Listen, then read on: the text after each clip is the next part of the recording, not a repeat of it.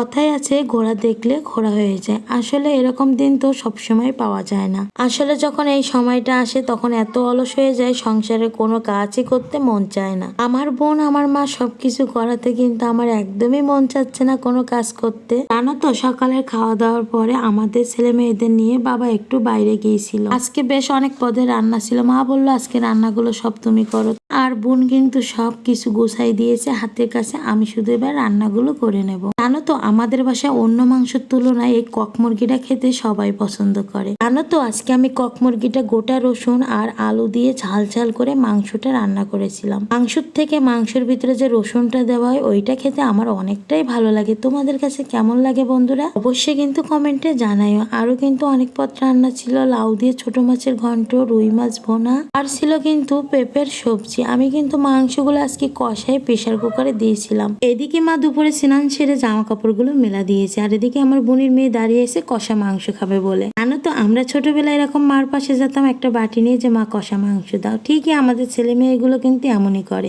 ছিল কিন্তু এই পর্যন্ত ভিডিওটি। সবাই ভালো থাকবেন, সুস্থ থাকবেন।